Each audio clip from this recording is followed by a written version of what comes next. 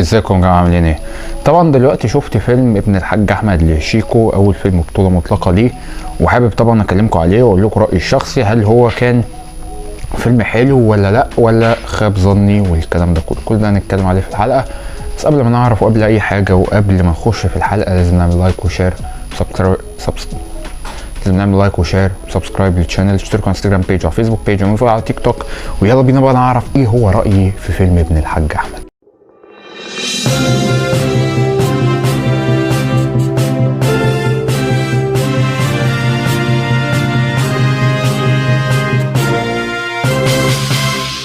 انا هحاول ما اطولش عليكم في الفيديو يعني، لان برضو انا ما عنديش كلام كتير اقول على الفيلم الصراحه. فنبتدي دلوقتي بمميزات الفيلم.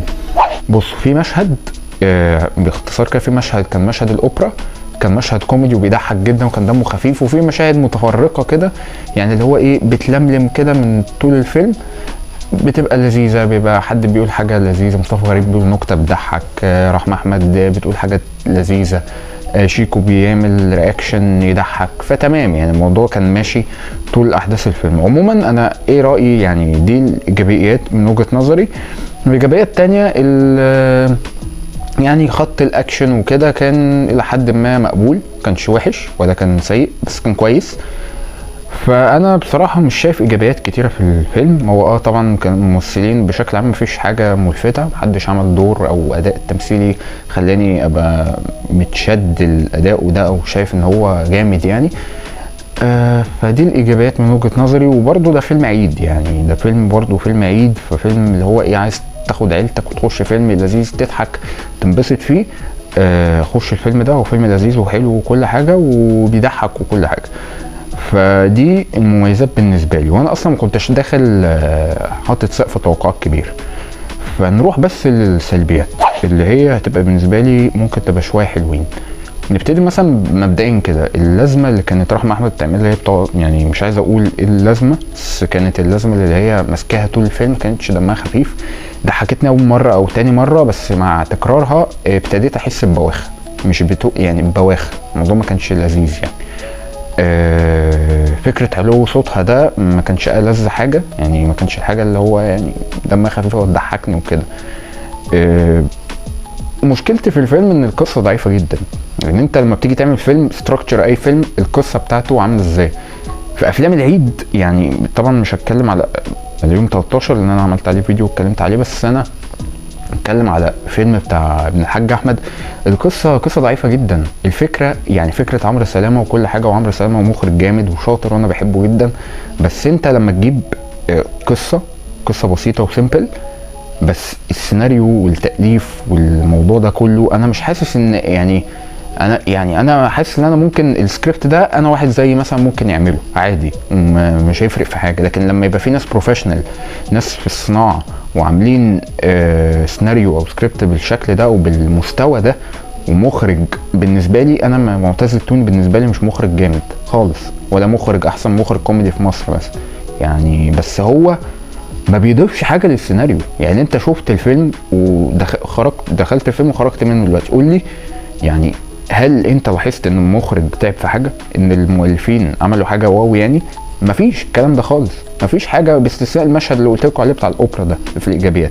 لكن الممثلين ليه كل افلام العيد بقت شبه بعض؟ ليه لما انا دلوقتي يبقى نازل مثلا حوالي 7 أو 6 افلام، منهم 3 و4 كوميدي، منهم الفيلم اللي ممكن تفتكره فيلم واحد او فيلمين بالكتير قوي، ده يا ريت يعني يحصل الكلام ده.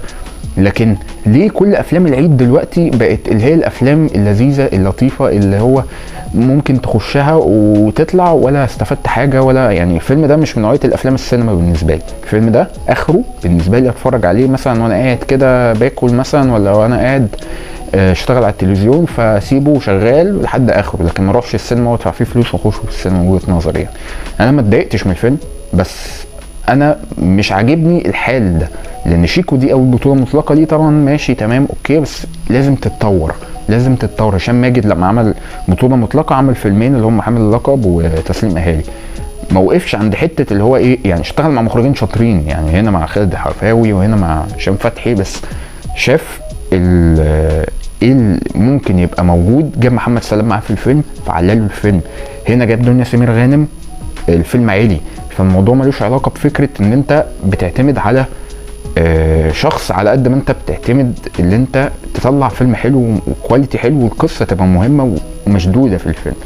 في الفيلم ده انا حسيت ان احنا الموضوع مهوي، يعني القصه مهويه خالص، ولا في اي حاجه، ولا في يعني الكوميديا كانت لذيذه لحد ما. الفيلم ده يا اما هتخرج منه بتضحك ومبسوط، يا اما هتخرج منه بتضحك في مشهد ولا مشهدين، بس الفيلم اوفرول مش من الافلام اللي انت هتفتكرها اطلاقا. فدي وجهه نظري الشخصيه. وفي الاخر تقييمي لفيلم ابن الحاج احمد هو 6/10. فيلم مش سيء خالص ولا فيلم وحش، هو فيلم عيد حلو على فكره. لو حد عايز يخشه انا بقول لكم انتوا مش هتطلعوا متضايقين، بس بلاش تحطوا اي اكسبكتيشن على الفيلم ده. من وجهه نظري ده فيلم عيد لذيذ حلو تخشه مع عيلتك، او ممكن تخشه مع اصحابك، بس لو دخلتوا مع اصحابك ممكن يطلعوا متضايقين، فبلاش تخشوا مع اصحابك، يعني خشوا مع عيلتك وهتطلع تمام مش متضايق خالص. ده فيلم عائلي من الاخر وبس.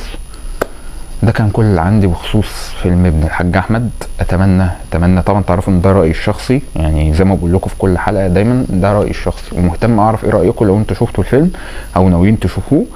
بس يعني ده كان كل اللي عندي. اتمنى لو الفيديو عجبكم تعملوا لايك، شير، سبسكرايب للشانل، الفيسبوك بيج والانستجرام بيج واعملوا فولو على تيك توك. باي باي.